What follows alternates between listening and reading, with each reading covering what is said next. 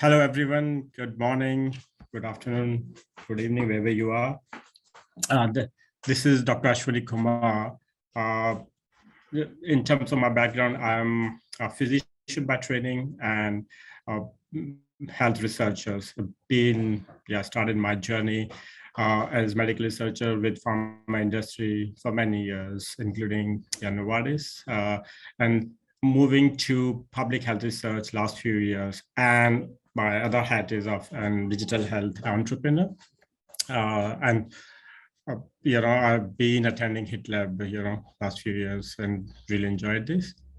I don't have slides, prepared, but what I'm going to do is, I'm going to talk about my research, which, I've been involved, particularly in Southeast Asia, in and around critical care resources, sepsis epidemiology, as well as the pandemic preparedness, because we are in the middle of pandemic.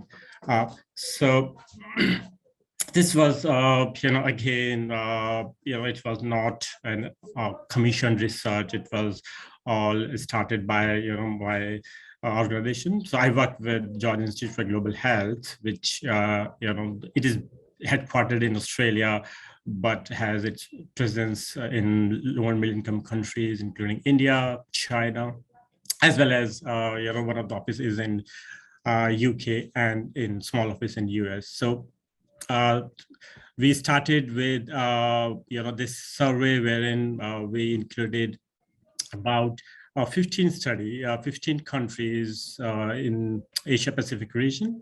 And we sent out a bunch of questions to about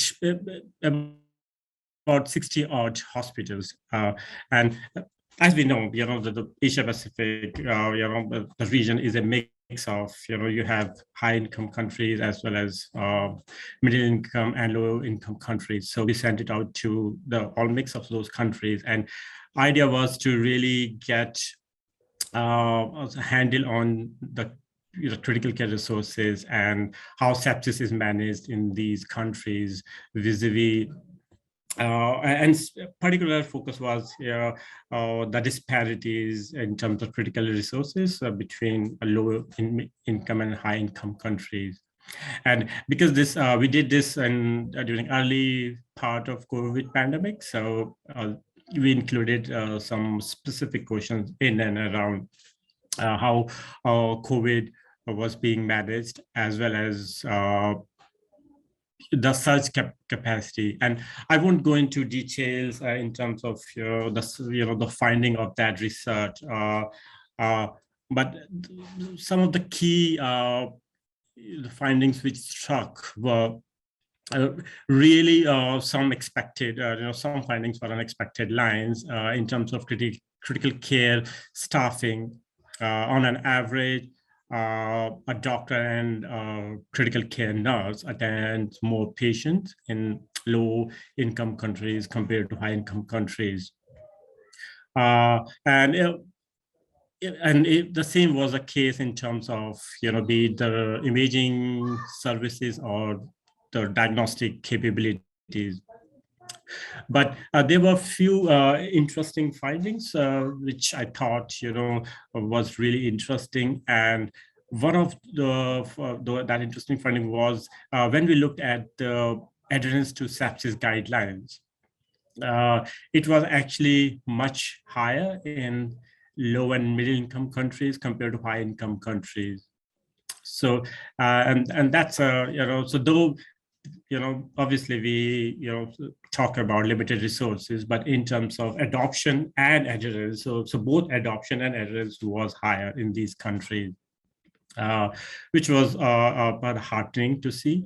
But other, the key finding, particularly relevant for, during current time is, which was, so most ICUs in, LMICs or low-income countries, they had higher basal capacity to treat patients, primarily driven by the fact that they manage higher number of patient loads on a given day or a given if in normal circumstances.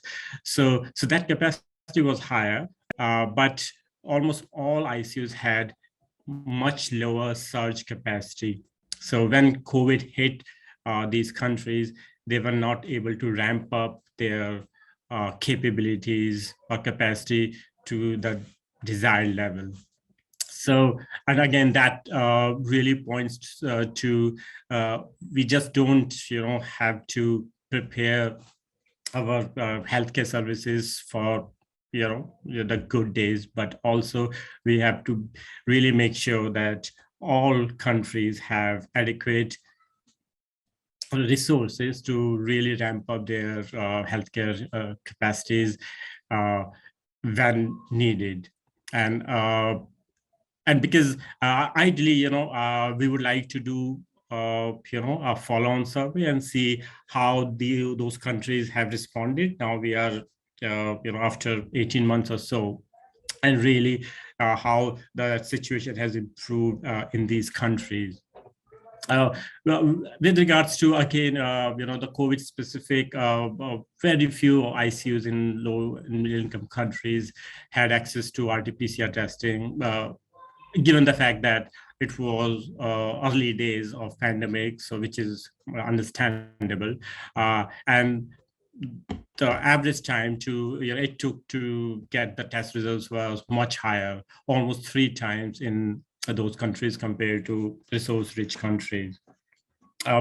The And the same was the case with access to remdesivir, but access to hydroxychloroquine, which is fairly commonly used medicines and was tried in COVID, at least in early part of COVID pandemic, was fairly universally available. So, but by and large, there was not, we did not find much different or much disparity, except what I've highlighted. The staffing obviously was the main difference in critical care resources. And obviously the biggest, I would say, takeaway from this, finding or this research was that we need to prepare our healthcare systems much better in order to prepare for future pandemics, if and when that happens. The other area which I really work very, very passionately is really ascertaining sepsis burden in these countries. And so as we know that the WHO actually passed a resolution in 2017 and highlighting that sepsis is actually is an emergency, as should be considered as an health emergency, and it is an often neglected medical condition. And it's very poorly documented by physicians, and a bunch of reasons are for that. And I'm not going to details because that's a separate topic altogether. And as a follow-on to that, to that resolution by WHO, there is a concerted effort being put in various countries where everyone is trying to ascertain that, okay, what's the actual burden of this condition. And one of the commonly used methods are hospital discharge codes, commonly known as, which are actually an ICD codes. So again, a universal set of administrative codes by WHO. And that's what, that my other area of research is, that how can we use those ICD codes to really ascertain what's the situation of sepsis in these countries. Because according to the largest epidemiology study, which was published in 2020, conducted by the GVD group, the 85% of sepsis cases are in LMICs, be it Asia or Africa. And least amount of research has been done in these countries, and primarily because of the resource constraints. in addition to the bunch of other reasons. So my idea is, how can we make it much more feasible to conduct this research using administrative data set, which is available at most hospitals in these countries, and really use uh, use an IC recording method which is both reproducible and robust, and get some accurate estimates of epidemiology. So that was, just to give some flavors about, what my research like. I'll stop here. And again, happy to take any questions if there are. Amazing. Well, thank you so much for jumping on here, for sharing what you've been researching, what you've been working on. It was a pleasure listening to you speak. And yeah, thank you to everyone, obviously, who's attending, who's listening in as well. Day 3 out of 3 of our Innovator Summit this year.